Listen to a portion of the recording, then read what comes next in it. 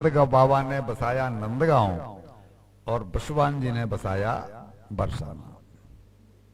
वृंदावन में भी पहुंच करके बाल कृष्ण की लीलाओं में कुछ कमी नहीं आई, बल्कि लीलाएं उसी गति से चलती रहीं जिस गति से कि उनको चलानी थी।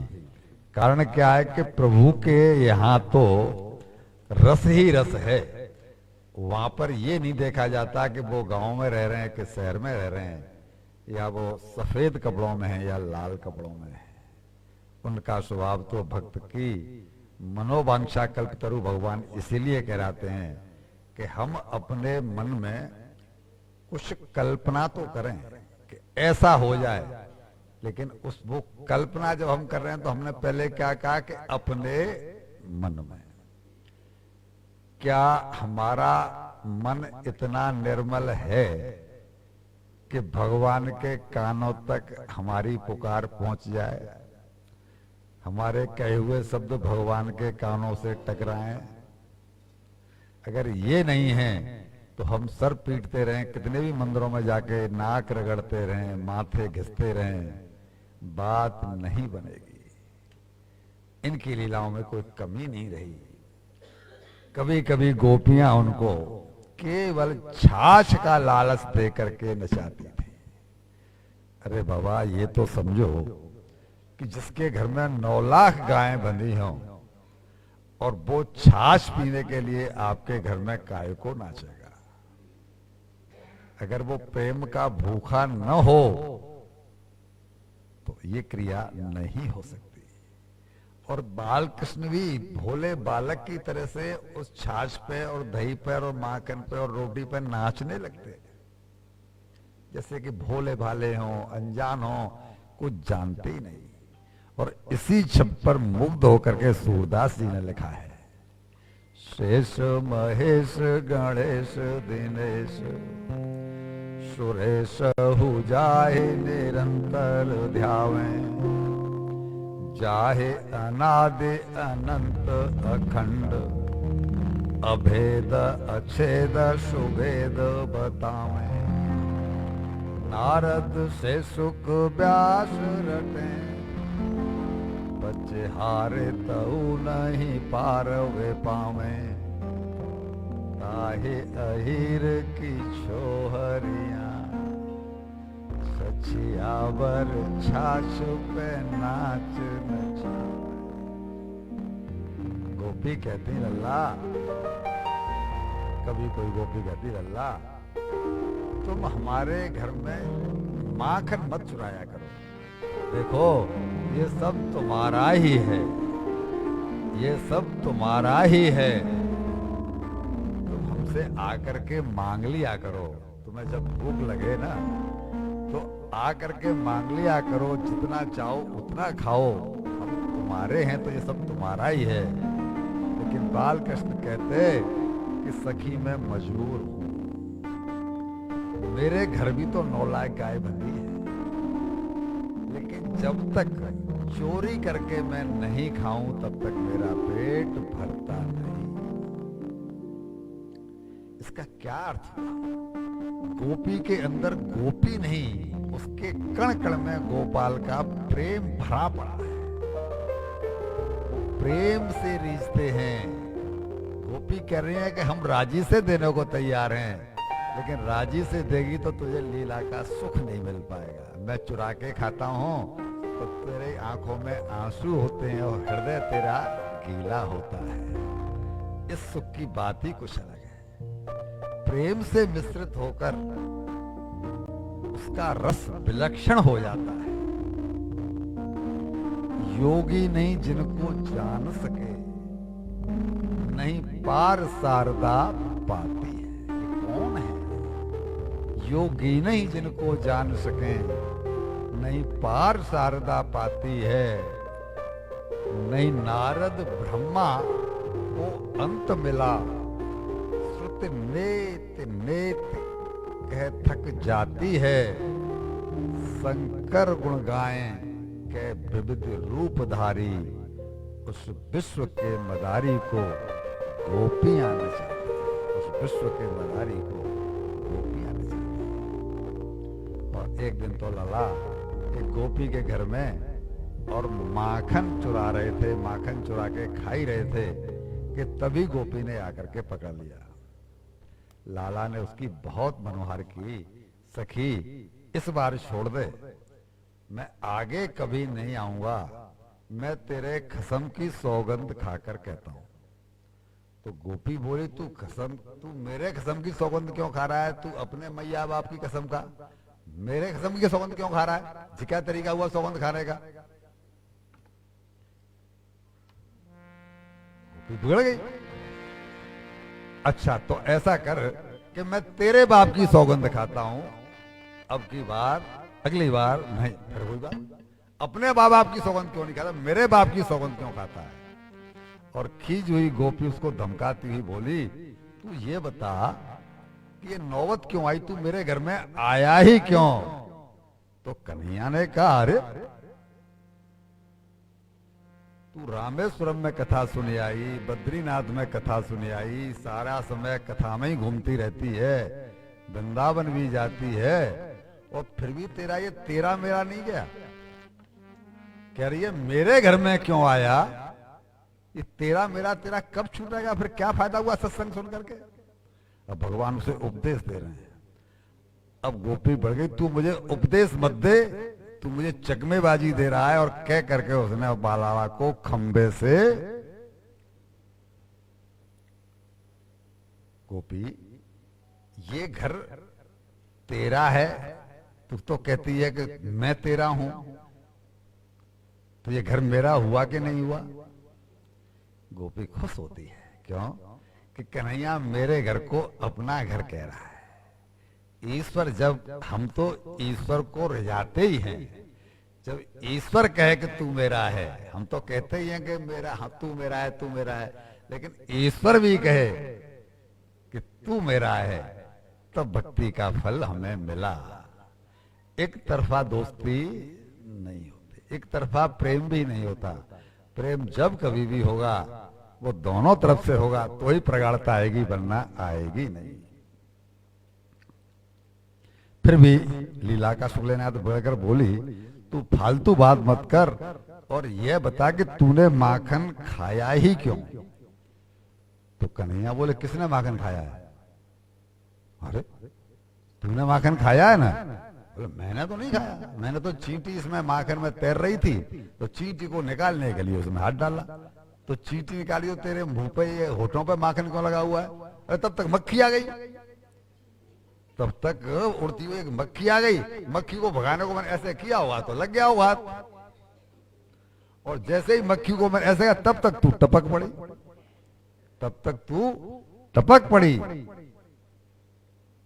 अच्छा वो तो ठीक है, तू चींटी निकाल रहा था, होठों पर मक्खी आकर बैठ गई, इसलिए उसके आगे लग गया। लेकिन आज तू कितने भी बहाने कर ले, कुछ भी कह ले, लेकिन मैं तुझे छोड़ूंगी नहीं, आज तो बांध के ही रहूंगी। और उसने लल्ला को खंबे से बांधा। अब कहाँ जाए गोरे लीनो श्याम पकड़ के, अब कहाँ जाए गोरे लीनो श्याम पकड़ के। नरम कन्हैया हरि की पकड़ी, पकड़ी बाह समर के, हो प्यारे नरम कन्हैया हरि की पकड़ी, पकड़ी बाह समर के। हो मोह पैते भाग जात हो, मोह पैसे भाग जात हो, ऐठ आठ बल करके ताब कर आई गयो रे, आरे ताब कर आई गयो रे, लीनो श्याम पकड़ के। अब कहाँ जाए गोरे लीनो श्याम पकड़ के। और ब्रजगोपी कहती है कि हे प्यारे, सास ननद मोहे बुरी बता में, नाम धरे गिन गिन के, हो प्यारे सास ननद मोहे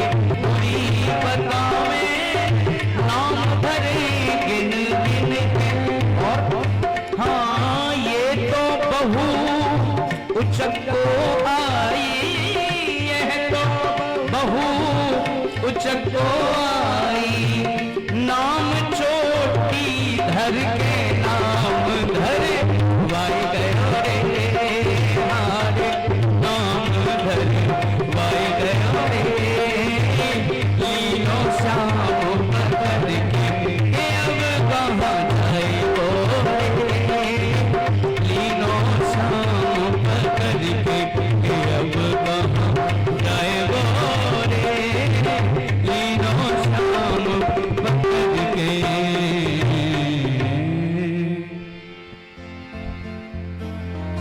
कन्हैया का अंग तो बड़ा कोमल है,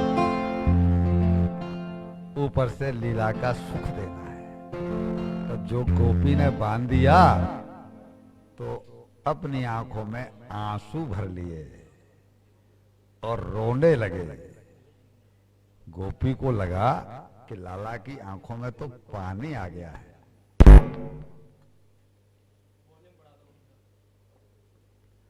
गोपी को लगा कि लाला की आंखों में तो आंसू आ गए। तो बोली, लाला क्या दर्द ज्यादा हो रहा है, थोड़ा रस्सी ढीली करूं क्या? बोला, पूरी तरह खोली दे ना। बोला, खोलूंगी नहीं। तब रस्सी थोड़ा ढीली कर देती हूं। और रस्सी थोड़ी ढीली करके अब और सखियों को बताने चली गई कि आज मैंने कन्हैया को बांधा है। तुम्हें दर्शन करने हैं बंधे हुए कन्हैया के, तुम्हें जानना है कि कन्हैया को कैसे बांधना है। और घर घर में जाके गोपियों को औरों को बता रही है। इधर भगवान तो भगवान है, शरीर को जरा सा हल्का किया और डोरी में से बाहर। जब तक गोपी वापस आई तो उसको अंगूठा दिखाते हुए बोले, अरे तुझसे बांधना भी नहीं आता, गांठ लगाना भी तुझसे नहीं आता। तो गोपी बोल पड़ी, फिर तू बता कैसे बांधा जाता है? तो मैं तो सिखाऊं। बोला, हाँ सिखाए। तो है खंबा के संग में खड़ी है जा। और उसी रस्सी से, जिस रस्सी से उसने बाल कृष्ण को बांधा था, और उसी रस्सी से लाला ने उसको बांध दिया और चमत्कार हो गया। जिनका केवल मन के द्वारा चिंतन करने से योगियों की समाधि लग जाती है, बड़े बड़े मुनियों की समाधि लग जाती है, उनका गोपी को तो यहाँ प्रत्यक्ष स्पर्श हुआ है, प्रत्यक्ष दर्शन कर रही है। और गोपी जैसे ही लाला के दर्शन में तल्लीन हुई और उसे ब्रह्म साक्षात्कार हो गया। भगवान ने बजाय बाल कृष्ण के रूप में उनको चतुर्भुज रूप में दर्शन दिया। गोपी ने जिसने बांधा है, भगवान ने उसके अंदर वो पात्रता देखी है कि इसको दर्शन दिया जा सकता है या इसके हाथों में बंध सकता हूं। सबके नहीं होता। और जैसे ही गोपी की खुली आंखों से समाधि टूटी और भैरमुख होते ही गोपी बोली, लाला मुझे छोड़, मैंने सीख लिया कैसे बांधा जाता है। क्या बात हुई थी? कैसे बांधा जाते हैं तू वो सिखा दे। लाला ने बांध दिया, समाधि। अब कह रही है वो कि तू वो छोड़, मैंने बांधना सीख लिया। भगवान कहते हैं कि बस मुझे बांधना ही बांधना आता है। एक बार जो मुझसे बंध गया फिर मैं उसे छोड़ता नहीं, उसे मुझे छोड़ना नहीं आता। मैं जल्दी से पहले तो किसी को बांधता नहीं, और एक बार यदि बांध लेता हूं तो फिर उसे कभी छोड़ता नहीं। भगवान बंधते हैं, लेकिन बंधते हैं तब जब पहले हम बंध जाए। हम चाहते हैं कि हम तो छुट्टे घूमते रहें और भगवान बंध जाए, ये नहीं।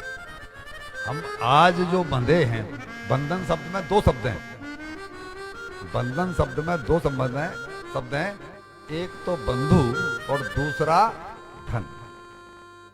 बंधन शब्द जो बना है बंधु और धन, यानी हम तो या तो बंधुओं से बंधे हुए हैं या धन से बंधे हुए हैं, इसलिए ये बंधन सताता है।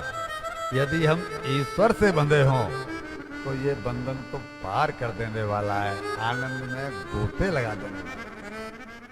वे कभी किसी गोपी का घर पहुंच गए, सखी तूने बहुत दिन से मुझे निमंत्रण नहीं भेजा, आज थोड़ा सा माखन खवा देना। बोला खवाई दूंगी, पर पहले बाप पीड़ा है उठाए के ले आओ। वो पीड़ा मार रखो का है, कुछ करना पड़ेगा। किसी के घर जाते बोला मेरा गोबर थापना पड़ेगा तब मैं माखन खवाऊंगी। अब गोबर थापने लिए क्या कि जे डलिया धर धर के सिर पे और गौशाला ते लाओ, मैं कंडा थापूंगी और तुम जितने ज्यादा बोले आओगी डलिया भर भर के नहीं, और उतने ज्यादा मैं तुम्हें लौंदा दूंगी माखन के। कितना माखन खाएगा एक बालक, लेकिन वो कह रही है उतने ज्यादा लौंदा दूंगी। तो तू बेईमानी कर गई तो मैंने डलिया भर भर के लायो गोबर की, और तू बेईमानी कर गई तो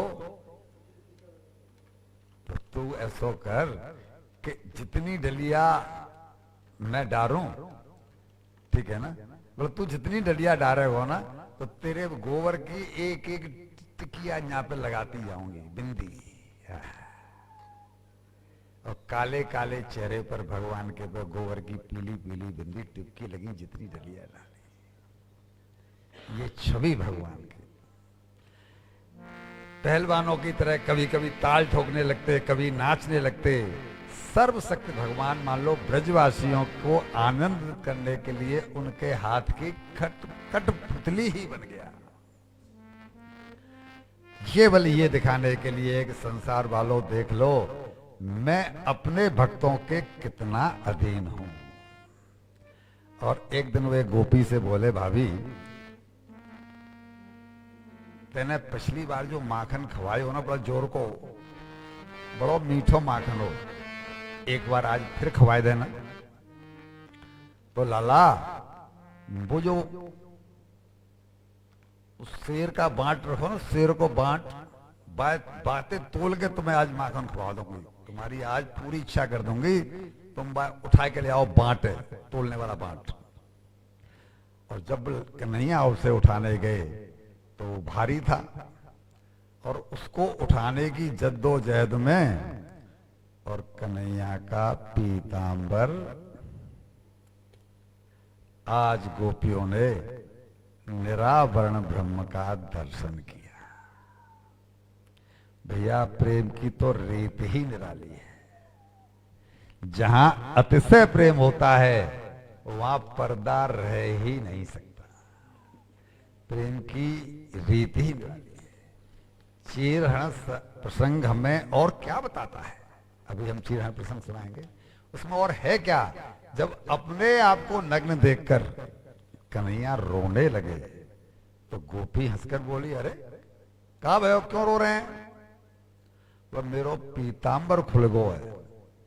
तो खिलखिलाती हुई गोपी कहती है अरे तो जामा का बात है, लाओ हनुमान में पीतांबर है। और आज गोपी ने वो सुख भी लिया, निरावरण ब्रह्म का भी सुख लिया और लाला को वस्त्र धारण कराने का भी सुख लिया। इसीलिए तो प्रेम का संबंध सबसे ऊंचा माना गया है। तभी तो कहा जाता है कि सबसे ऊंची प्रेम सगाई। श्री कृष्ण ने गोपियों का मनोरंजन नहीं किया है भैया जी, बल्कि आनंद दिया है। आनंद माने क्या, आनंद माने स्वयं। गोपियों को स्वयं को दे दिया है। गोपियों ने जिसने जिस रूप में चाहा भगवान ने उनकी वो हर कामना पूरी की। वृंदावन में भगवान की मनमोहक छवि को और ऐसी प्रेम भरी लीलाओं की चर्चा सुनकर, ये चर्चाएं चलती रहती हैं। अब हम सुनाने एक मालिन की कथा, यहाँ आपका ध्यान खींचते हैं कि मालिन को, वो तो बेचारी गरीब है, फल बेचती है, लेकिन भगवान की लीलाओं का प्रसंग सुन सुन करके उसे भगवान से प्रेम हो गया। ईश्वर से जब कभी भी प्रेम होगा वो श्रवण करके ही होगा, सुन सुन करके ही होगा।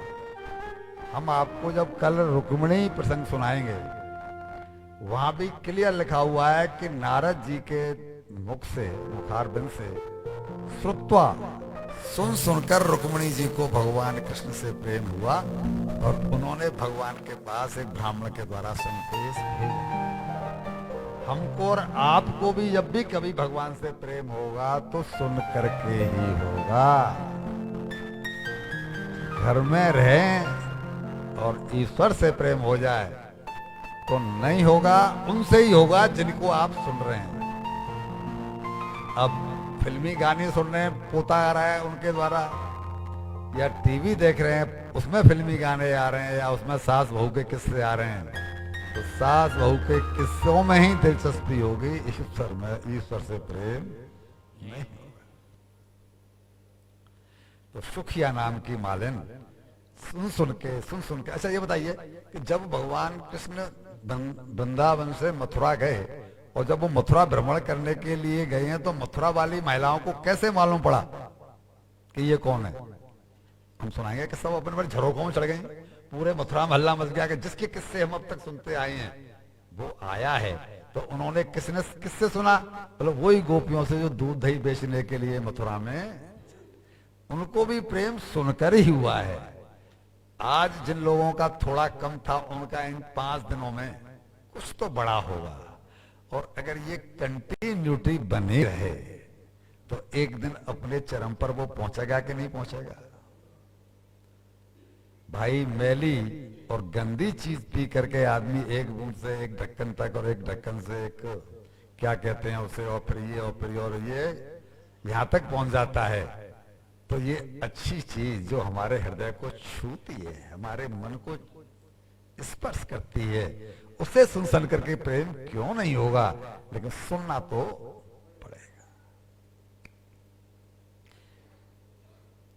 बहुत दिनों से सुखिया मालिन इस प्रयास में थी कि लाला का मुझे दर्शन तो हो जाए कि ये किसकी बातें करती हैं कि इतना सुंदर है, नीलमणि जैसा है, एक बार जो देख ले तो फिर उसके रूप में मोहित हो जाता है, और ऐसा है, ऐसा है, ऐसा है और ऐसा है।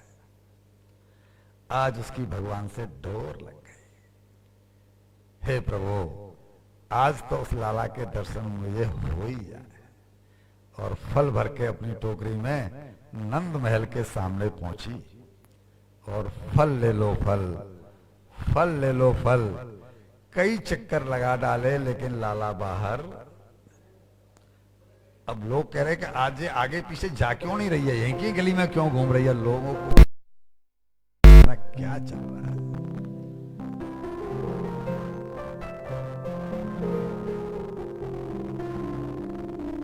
लोगों के मन में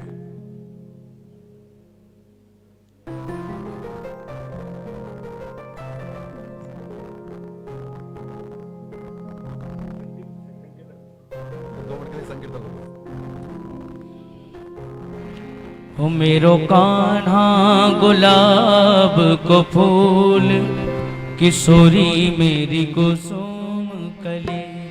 मेरो कान्हा गुलाब को फूल, किशोरी मेरी कुसुम कली।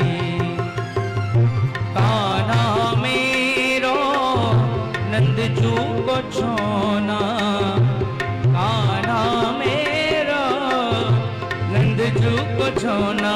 राधे मेरी वृषभानु लली, हाँ राधे मेरी वृषभानु लली। ओ किशोरी मेरी कुसुम कली। मेरो कान्हा गुलाब को फूल, किशोरी मेरी कुसुम कली।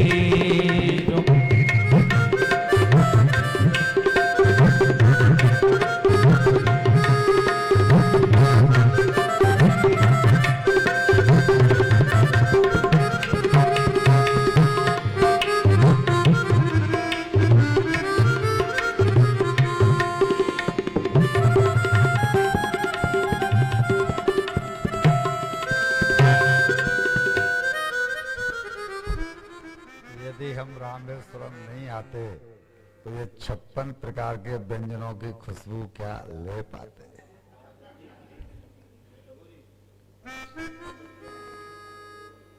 इसके ऊपर कोई कपड़ा ढक दो भाई। हाँ, खुशबू तो आ रही है, पर कम से कम दर्शन तो न हो अभी से, नहीं तो लोगों के मुंह में पानी आएगा।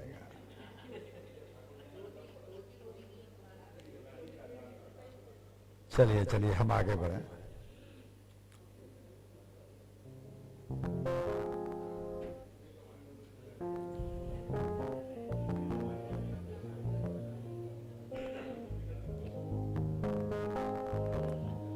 एक व्यक्ति केवल कपड़े का इंतजाम कर ले भाई, सबके सब मत करो इंतजाम। आज डोर लग गई सुखिया मालिन की, और भगवान को यही चाहिए कि हमारा चित्त एकाकार हो जाए, डोर लग जाए, किसी तरह से आर्त पुकार निकल जाए। भगवान के पास दूसरा कोई ऑप्शन है ही नहीं, आना ही पड़ेगा। डोर लगने का अर्थ ही यह है कि मनसा वाचा कर्मणा हमें चिंतन ईश्वर का हो रहा है, उसी को डोर लगना कहते हैं। और फिर भगवान के पास दूसरा कोई ऑप्शन है ही नहीं। मैया की डोर लगी तो बंधना पड़ा, हमारी भी डोर लगेगी तो उसको बंधना ही पड़ेगा। जब तक हम बंधु और धन से बंधे हैं तब तक हम बंधे हुए हैं, और जब उनसे बंध जाएंगे तो उनको बंधना पड़ेगा, कोई रास्ता दूसरा है ही नहीं। और जब देख लिया कि हाँ इसकी तितिक्षा, इसका जो भाव है वो डोर सी मेरी से लग चुकी है, तब भगवान थोड़े से दाने लेकर के अपनी अब भगवान की मुट्ठी में कितने दाने आते हैं। और जो दाने अनाज के, जब अनाज चलता था पैसा तो था नहीं, तो अनाज के दाने लेकर के बालकृष्ण, और जब फल लेने के चले तो दाने तो सब बीच बीच में से गिर गए, जो थोड़े बहुत 2-5 दाने बचे होंगे, और ले जा करके, और जब आगे चले, आहा क्या दृश्य है। भगवान का स्पष्ट कहना है भैया जी कि निर्मल मन के भक्त को मैं ढूंढूं दिन रात, मैं ढूंढूं दिन रात, और देने को आतुर रहूं प्रेम भरी सौगात।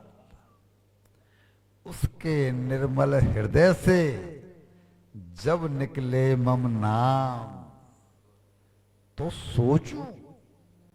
सोचूं आऊं किस विधि उस प्रेमी के काम। भगवान विचार करते हैं कि मैं इसके काम कैसे आऊं, इसका भला कैसे करूं। और जैसी जिसकी भावना उसके ही अनुरूप मैं प्रेमी ढिंग पहुंचता धर वैसा ही रूप। अब उसने अपने मन में जो लाला का स्वरूप गढ़ रखा था, सुना था अब तक, ऐसा है ऐसा है ऐसा है, और भगवान के रूप, भगवान का दर्शन उस मालिन को उसी रूप में हुआ। आज भगवान खरीदार बनकर के उसके पास पहुंच गए, खरीदार बनकर के पहुंचे हैं।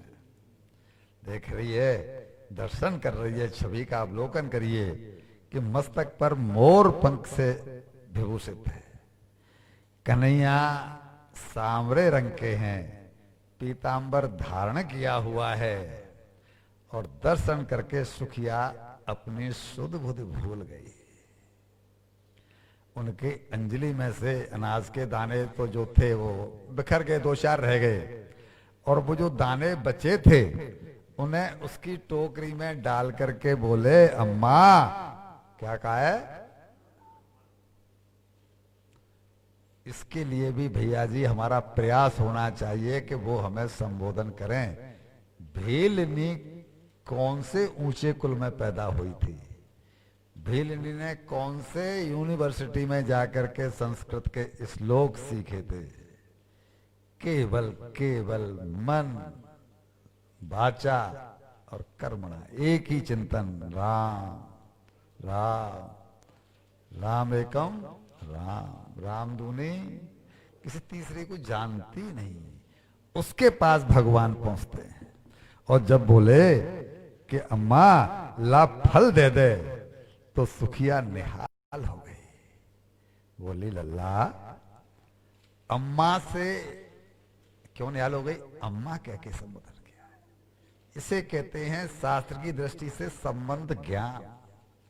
हम लोगों ने ईश्वर से कोई संबंध नहीं जोड़ा हुआ है, इसलिए हमारे मुख से कभी ये निकलता ही नहीं, कभी हम उसे ठाकुर जी कह लें, कभी उसे हम कुछ कह लें, कभी क्योंकि एक इन संबंध कोई जोड़ा नहीं। ये जब तक नहीं जोड़ लेंगे तब तक संबंध का ज्ञान होगा नहीं। अब बोली सुखिया लल्ला अपनी अम्मा से ऐसे दूर खड़े होकर के कोई चीज मांगी जाती है क्या? अम्मा तो कैसे? बोला अम्मा की गोद में बैठा जाता है, अम्मा की गोद में बैठ करके और फिर मांगा जाता है लल्ला मेरी गोदी में आकर के बैठ जाओ, तब मैं अपने लल्ला को लाड़ लड़ाऊंगी और लाड़ लगा करके और फिर जो है फल दूंगी। कन्हैया को तो कोई चाहे तो हर रूप धारण करने को तैयार हैं। उछल करके एक सेकंड में जाकर के उसकी गोदी में बैठ गए और उसके चेहरे की तरफ देख रहे हैं। आज सुखिया का ब्रह्म से ब्रह्म संबंध हो गया। इसे ब्रह्म संबंध की लीला कहा जाता है। वेद का वचन है यमे वेश वर्ण ते ते न लब्ध्वा। ईश्वर जिसका वर्ण करता है उसी को उनकी प्राप्ति होती है। अब ईश्वर क्या क्वालिफिकेशन देखते हैं कि कानपुर आईआईटी में डिग्री लेके आया है या अमेरिका से डिग्री लेके आया है। ईश्वर की क्वालिफिकेशन जो देखते हैं वो यही भक्त की क्वालिफिकेशन है कि वो मन से उनको चाहता हो, बस इतना ही काफी है।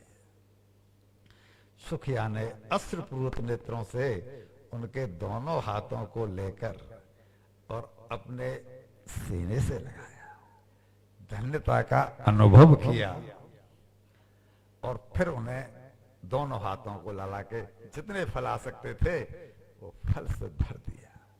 भगवान ने भी उसकी फलेर पूर यद रत्नई फल भांड मपूर च, उसकी टोकरी रत्नों से भर दी। जब उसने जाकर के घर खोला है उस टोकरी को तो रत्नों से उसने भरा हुआ पाया है। हम भी ईश्वर की प्रसन्नता किसमें है यह ध्यान में रखकर यदि अपने पैसे को खर्च करें, हम क्या कह रहे हैं? ईश्वर की प्रसन्नता किसमें है? या तो आप ये कहो कि हमारे पास जो संपत्ति है वो ईश्वर की दी हुई नहीं है। एक तो ये बात हुई। एक बात यह है कि अगर हम ये कहते हैं कि ये संपत्ति हम अपने संग लेकर के नहीं आए थे और ये संपत्ति ईश्वर की दी हुई है, तो ईश्वर जिसने दी है वो चाहेगा कि नहीं चाहेगा कि मेरी प्रसन्नता के लिए और मेरे हिसाब से खर्च किया जाए? बोलो भाई, हम 6 घंटे बोलते हैं, आप 6 सेकंड तो बोल दिया करो। अगर ये सत्य है तो लाली में और प्याली में जो पैसा खर्च हो रहा है उससे भगवान प्रसन्न हो रहे होंगे?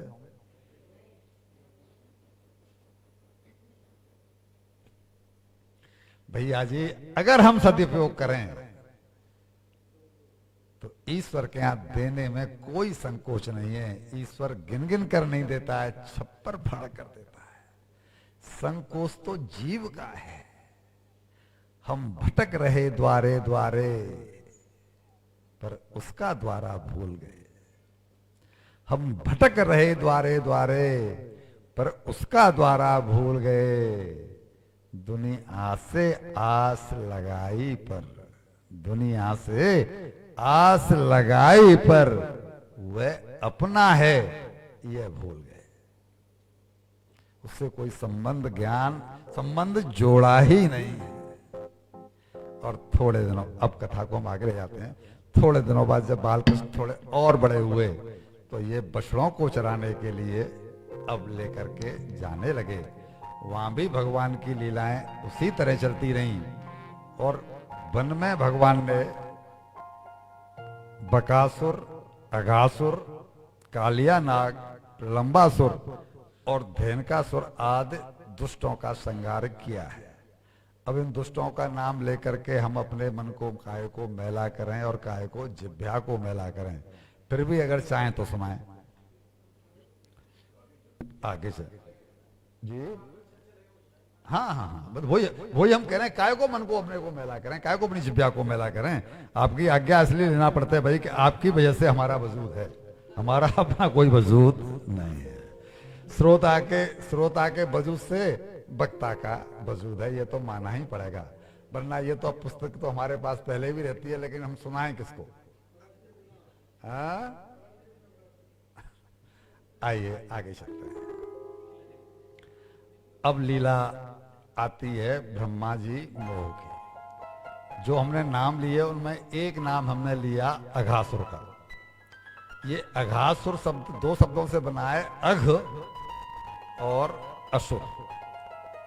आप जब गीता पढ़ते हैं तो भगवान कृष्ण ने अर्जुन को कहा है अनघ, निष्पाप, और अघ मतलब पाप।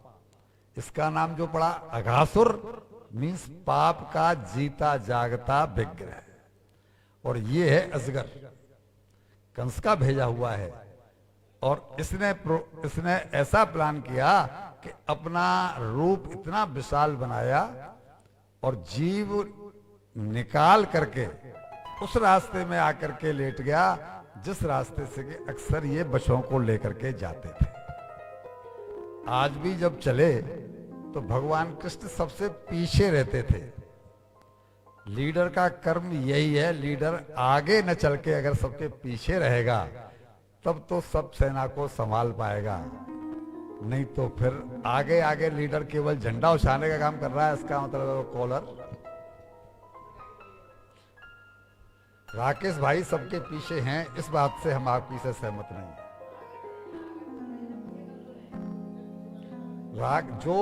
जो अपने ग्रुप के सबसे पीछे रहेगा वही ग्रुप को संभाल सकता है, जो आगे रहेगा तो ठीक है, नाम अलग चीज है।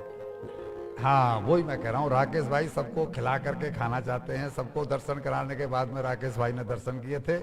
और आज भी हम लोग, कोई 7 बजे जग रहा है, कोई 8 बजे जग रहा है, राकेश भाई 6 बजे जग करके नहा धो के तैयार होकर के और किचन जाके संभाल लेते हैं।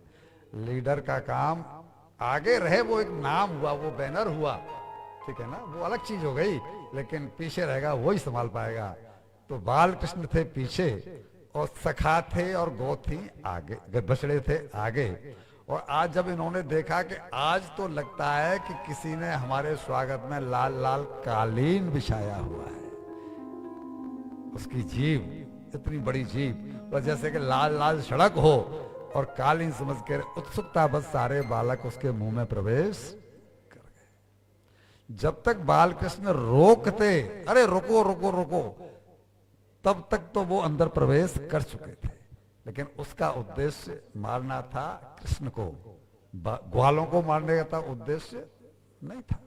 तो तब तक उसने निगला नहीं। मगर और अजगर, मगरमच्छ और अजगर, ये दो ऐसे प्राणी हैं जो पहले निगलते हैं, पीछे चबाते हैं। जैसे हम भोजन का ग्रास लेते हैं तो पहले चबाते हैं, पीछे निगलते हैं।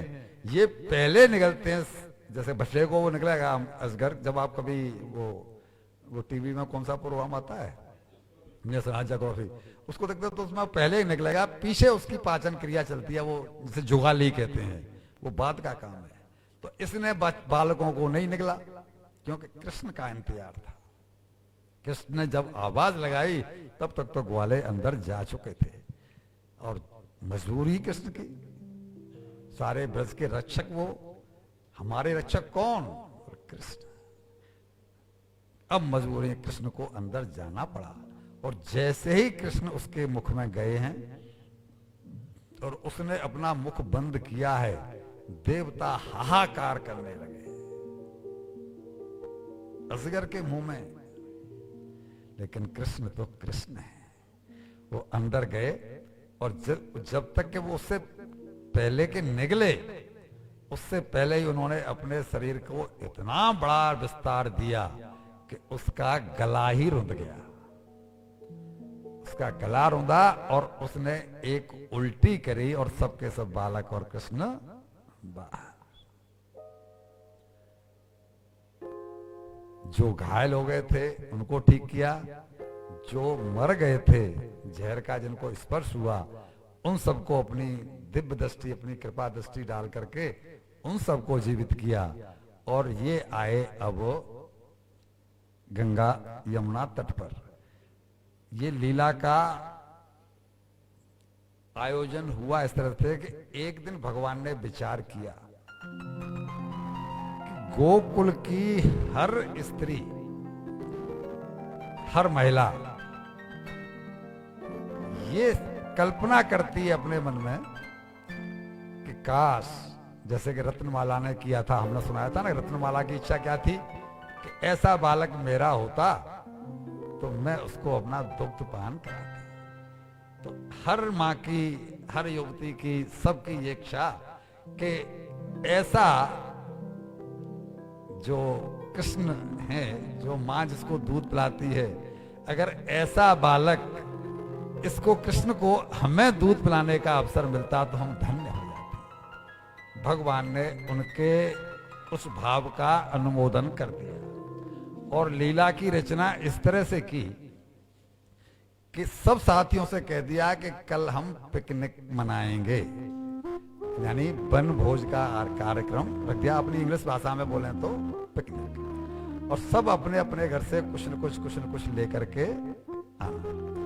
सब बालकों ने जाके कहा, सब अपने यहाँ से कुछ न कुछ लेकर के आए भी। और जब वो आए थे, अपनी बस्ती में जा रहे थे, तभी ये घटना घट गई। ये अगासुर वाली घटना तभी घट गई। अब जब ये आए तो वो तो मार दिया, अजगर तो मर गया, लेकिन भोजन का कार्यक्रम तो अभी भी बाकी था। टोसे सबके पास अपने संग में थे ही। तो बाल कृष्ण बोला कि चलो यमुना तट पर चलते हैं और वहां चल के अब भोजन का आनंद लेंगे। और ये सब चल करके वहां पर पहुंचे यमुना तट पर। अब वहां की छवि का, इसको खोल दो ना गेट को किसी तरह से, कुछ स्टूल लगा दो, एक टेबल लगा दो।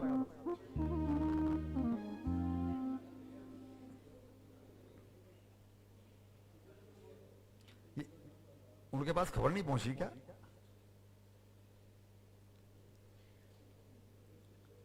आइए आइए आइए।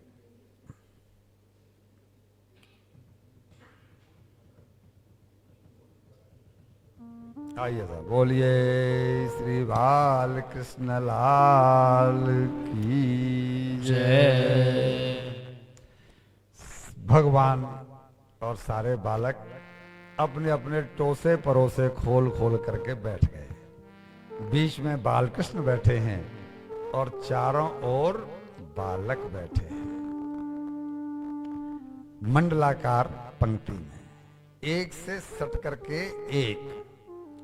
सबने पत्ते तोड़ तोड़ के और पत्तल बना ली, जंगल के पत्ते तोड़ तोड़ करके और पत्तल बनानी, और अपने अपने रुचि के अनुसार जो जो उनकी माताओं ने दिया था उस टोसे परोसे को निकाल निकाल करके पत्तल पर रख लिया। भगवान के मुरली तो फेंट में कसी हुई है, सिंगी और बेंत बगल में दबा रखे हैं, और बाएं हाथ में दही और भात, चावल के ऊपर दही पड़ा हुआ है, और इसी में ये उंगलियों में अचार फंसे पड़े हैं। एक में नींबू का, एक में अदरक का, एक में मिर्ची का, और कभी यूं खा लिया और फिर लेकर के अचार, कभी इस अचार का स्वाद ले रहे हैं, कभी इस अचार का स्वाद ले रहे हैं। उंगलियों के बीच में सब अचार फंसे पड़े हैं। सभी बालक एक दूसरे को अपने घर का लाला करके खिला भी रहे हैं। अब प्रसंग आया ये कि मनसुखा, सॉरी हाँ मधुमंगल, मनसुखा बातें की, मधुमंगल इसकी माँ है पूर्णमासी, ब्राह्मण है और बहुत ही गरीब है। इसने भी अपनी माँ से कहा कि माँ, कृष्ण ने वन भोज का प्रोग्राम बनाया है और कल सब बालकों को कुछ न कुछ अपने घर से लेकर के चलना है माँ, कुछ मेरे लिए भी बना देना। वो बोले लाला, हमारे घर में तो ऐसा कुछ नहीं है जो कि कुछ स्पेशल बन जाए। हम तो जो भी किसी के घर में से आ जाता है सीधा या भोजन, उसी का करते हैं। माँ कुछ तो होगा। मतलब 3 दिन पहले खट्टी छाछ रखी हुई है और लाला खट्टी छाछ का ले आकर के करेगा क्या? कहीं कृष्ण ने पी ली तो वो बीमार पड़ जाएगा। वो तो नंद बाबा का छोरा है, तुझे तो खट्टा मीठा खाने की आदत है, उसको तो नहीं है। ये विचार करके इसने कि भाई कम से कम दिखाने को तो हो जाएगा कि मैं भी घर से कुछ लाया हूं, और ये खट्टी छाछ को लेकर के ही मधुमंगल आया था। अब भगवान तो सबके मन की जानते हैं, फिर अंतर्यामी कैसे कहलाएंगे? क्या हुआ है भगवान को पता है। अब मधुमंगल सबका खा रहा है लेकिन अपना खोल नहीं रहा, क्योंकि वो खोलने जैसा आइटम उसके पास है ही नहीं। अब टोका कृष्ण ने कि मनसुखा, तू हमारा तो सबन को खा रहा है, पर तू अपने घर ते काल आयो है, तेने वो अभी तक निकार के हमने दिखायो ना है, जो भाई ऐसो क्यों कर रहा है? अब क्या जवाब दे मनसुखा? बोला ना ना ना मैं करता हूं, निकालता हूं, और ऐसा है वैसा करके बहानेबाजी करने लगा। और जैसे ही बालकों का ध्यान बढ़ने लगा तो बोला ये कृष्ण नटखट है, ये मानेगा नहीं, ये भूलेगा नहीं, और कहीं इसने इस छाछ को पी लिया तो ये बीमार हो जाएगा। ये सोच करके जैसे ही ध्यान बटा और इसने उस मटकी को अपने मुंह से लगाया, और मुंह से लगा करके खट्टी छाछ को जो खड़े होकर के गट गट गट गट पीने लगा। और भगवान ने कहा कि ये मुझे देना नहीं चाहता, इसकी भी दरिद्रता का नाश तो करना ही है। क्यों? ये मेरा अपना है। आज तक उस घर का भगवान ने कोई भोग नहीं लगाया था। पूर्णमासी के ब्राह्मणी है, उल्टा दूसरों के घर से मांग करके ला करके खाती है, तो वहां कोई भगवान उससे माखन मांगने जाते तो वो तो मिलना नहीं। आज मैं इसके घर का भोग लगा लूंगा तो इसका जो है ना, और दरिद्रता इसकी दूर हो जाएगी। सुदामा जी के केवल 2 मुट्ठी चावली तो खाए थे बाबा, और 2 लोगों का राज्य दिया है कि नहीं दिया है? भगवान का मानस हुआ कि आज इसकी भी दरिद्री से इसको निजात दिला दूं। और जैसे ही उसने खड़े होकर के और मटकी जो है ना पीना शुरू किया, तो हम जल्दी जल्दी पीते हैं तो पानी इधर उधर फैलता नहीं फैलता है, ऐसे ही वो जल्दी जल्दी जब पीने लगा तो उसके दोनों साइड से और वो मठा गिरने लगा, और भगवान कृष्ण ने उसके ऐसे ही ओक लगा करके और उसके झूठे मठा का पान करने लगे। उधर आकाश में देवता देख रहे थे, ब्रह्मा जी भी आकाश में थे। ब्रह्मा जी ने अभी अभी देखा कि अजगर से और निकाल करके बालकों को ले आए हैं, और अब देख रहे कि झूठे और छाछ को और पी गए। आहा, तो ये तो अगर मैं कुछ और लीला भी देख पाऊं भगवान की तो आनंद और बढ़ेगा। हमने जो कथाओं में सुना है, भागवत में वैसा नहीं लिखा कि भगवान की, उनको शक हो गया कि ये भगवान है ही नहीं, ये तो ग्वाला है। क्यों? कि वो तो ब्रह्मा जी तो जब गर्भ स्तुति करने गए थे देवकी की, जब पेट में आए, गर्भ में आए, तो ब्रह्मा जी गर्भ स्तुति करने गए कि नहीं गए? तो भगवान को, ब्रह्मा जी को तो पता ही है कि ये कृष्ण है, तो उनको कैसे शक हो जाएगा कि ये भगवान है कि नहीं है? उनके मन में तो ये बात आई थी कि मैं और भी सुख लूं भगवान की लीलाओं का। इनसे अपरा, चलो मैं पहले नहीं बताता हूं। अब इन्होंने क्या किया, और सुख लेने के लिए जो बछड़े इन्होंने छोड़ दिए थे चरने के लिए, और ये सब वनभोज मना कर रहे थे, पिकनिक कर रहे थे, तो उन्होंने उन बछड़ों को हरण कर लिया और जाकर के ब्रह्मलोक में उनको बांधा है। उनका एक सुई के द्वारा एक कमल की पंखुड़ी में होल करने में कितना समय लगेगा? शायद 1 सेकंड भी नहीं। उतने में हमारी 1 साल बीत जाती है। उतने में हम मनुष्यों की 1 साल बीत जाती है कालयुग के हिसाब से। तो इन्होंने वहां उन बालकों को सुला करके, बछड़ों को सुला करके जब वापस आए, ठीक है ना, तो इस बीच में हुआ ये कि इनका ध्यान गया सबका कि बछड़े कहां गए। वो बछड़ों को ढूंढने के लिए जब तक गए, तब तक ब्रह्मा जी इन बालकों को भी लेके चले गए। भगवान उसी तरह से सब अचार फंसे हुए हैं और दही भात रखा हुआ है, और ढूंढते ढूंढते लौट के आए तो समझ गए सारी ये करतूत ब्रह्मा जी की है। वो मेरी लीलाएं देखना चाहते हैं और वो मेरी माया में मोहित हो गए हैं। हम भी उनकी माया में मोहित पड़े हैं, माया से मोहित हैं, तभी तो वो गलती कर बैठते हैं जो नहीं करना चाहिए। इनसे गलती क्या हुई है? इनसे गलती ये हुई कि जो भगवान के भक्त हैं, ये बछड़े देवी देवता हैं, ये ग्वाले वाले सब संत मुनि हैं, और इन्होंने भगवान के सामने से उनके भक्तों को अलग कर दिया। 1 साल तक ये अलग रहे। ये गलती जब हम गोवर्धन धारण लीला में जा रहे हैं तो इंद्र ने भी की है। इंद्र ने भी तो वही गलती की है कि वर्षा की है, और वो भी ऐसी। लेकिन इंद्र की गलती का परिणाम यह हुआ कि उनका सारा ब्रज उनकी आंखों के सामने तो है। भगवान के जो भक्त हैं उनसे उनको जुदा तो नहीं किया। आप देखेंगे कि स्तुति की है ब्रह्मा जी ने, अपने चारों मुकुटों से रगड़ रगड़ के, मुंह को रगड़ रगड़ के और स्तुति की है भगवान की, लेकिन एक शब्द बालकृष्ण नहीं बोले। तुमने जो अपराध किया है, मेरे भक्त मुझसे अलग कर दिए, ये मुझे अच्छा नहीं लगता। मेरे भक्त मेरे सामने रहें, मुझे ये अच्छा लगता है। और इंद्र से उन्होंने खूब बातें की हैं। क्यों?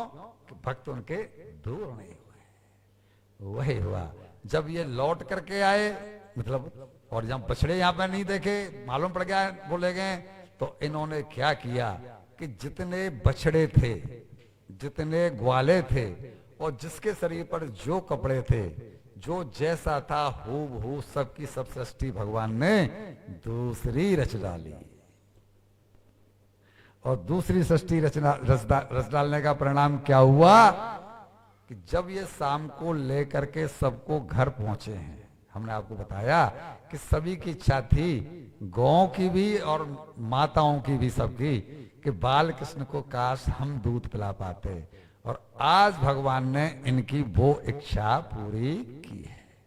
जब ये सब अपने अपने घरों में बछड़े पहुंचे हैं, अपने अपने घरों में बालक पहुंचे हैं, तो आज उनके शरीर में वो था आकर्षण कि सब झपट पड़ी अपने अपने बालकों को, गौएं अपने अपने बछड़ों पर झपट पड़ी और उनको स्तन पान कराने लगी और बड़े ही सुख का अनुभव करने लगे। अब यहां पर हम नई पीढ़ी के बहन बेटियों का या भाइयों का ध्यान खींचना चाहते हैं। जो दुग्ध पान करा रही हैं वो यंग होंगी या 80 साल की बूढ़ी? सीधी बात। अच्छा, उनके लड़के ही लड़के होंगे ऐसा तो होगा नहीं। लड़कियां भी जो गोपियां हैं वो भी तो उन्हीं की हैं। अगर भगवान ने उनका दूध पी लिया तो इस नाते संबंध भगवान उनका पुत्र बन गए। तो जब भगवान ने उनका पुत्रत्व स्वीकार कर लिया तो उनकी जो लड़कियां हैं वो भगवान की बहन हुई कि नहीं हुई?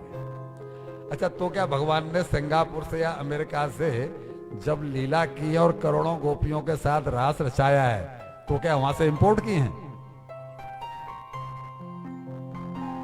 उत्तर तो यही होगा ना कि वो ब्रज की ही लड़कियां हैं, वो ही हैं जिन्होंने, अभी हम चीर प्रसंग में जाएंगे, ये ध्यान हम इसलिए खींच रहे हैं कि ये बातें जो वक्ता समय के अभाव में नहीं बता पाते, उनकी तरफ ध्यान खींच दें, जिससे कि हमारी मनोवृत्ति और एकदम शुद्ध हो जाए।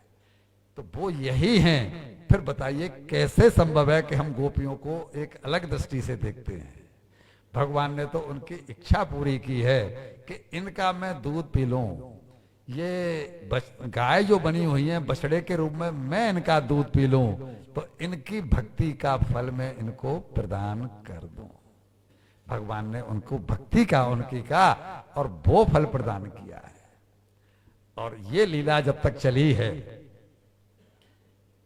कोई दादी नानी की उम्र की गोपियां नहीं है, ये तो हमने आपको बता ही दिया। अब आपको आगे जाकर के और सुख महसूस होगा कि इतनी त्रुटि जितनी में होती है उतनी में ये लीला सब कुछ हो गई। और जब ब्रह्मा जी लौट करके आए कि जाके देखूं वहां क्या चल रहा है, तब उन्होंने देखा कि वो तो बछड़े भी यों की त्यों चल रहे हैं, बाल कृष्ण भी वही हाथ में दही भात लेकर के और अचार फंसे पड़े हैं और बछड़ों को तलाश रहे हैं। उन्होंने कहा ये कैसे हो गया? मैं तो वहां छोड़ के आया हूं। फिर गए ऊपर ब्रह्मलोक में, तो देखा कि बछड़े भी वहां मूर्छित पड़े हैं और ग्वाल वाले भी सब मूर्छित पड़े हैं। फिर लौट करके आए, तब तक भगवान ने वो सब के सब उनके सामने प्रकट कर दिए थे। और अब भगवान ने सबको चतुर्भुज रूप प्रदान किया है। जितने ग्वाले थे वो सब के सब चतुर्भुज रूप में कृष्ण ही दिखाई पड़े हैं। जितने बछड़े थे वो सब के सब चतुर्भुज रूप में कृष्ण ही दिखाई पड़े हैं। अब उनको मालूम पड़ा कि ये कृष्ण की इच्छा सृष्टि है, ये दिव्य सृष्टि जिसे कहते हैं, ये ब्रह्मा जी वाली सृष्टि नहीं है, ये उनकी अपनी रची हुई सृष्टि है। और तब उनको एहसास हुआ कि मैंने एक अपराध कर डाला लीला का सुख लेने के लिए, और मैंने एक अपराध यह कर डाला कि इनके भक्तों को इनसे थोड़ा अलग कर दिया। और इतनी देर में हमारा 1 साल बीता है। अब उनको हुआ कि सच्चे कौन है, इसलिए उन्होंने चतुर्भुज रूप में सबको दिखाया। ब्रह्मा जी ने अपने हंस जो वाहन है उससे कूद पड़े और कूद करके अपने चारों मुकुटों से झुक झुक करके भगवान को दंडवत प्रणाम करके और उनकी स्तुति की है। इसके बाद भगवान की जब स्तुति हो गई, भगवान कुछ नहीं बोले तो भी परिक्रमा करके वो और वापस चले गए। ये लीला सुनकर के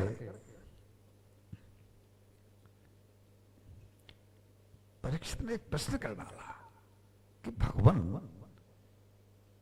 गोपियों के ये अपने कोई सगे तो थे नहीं,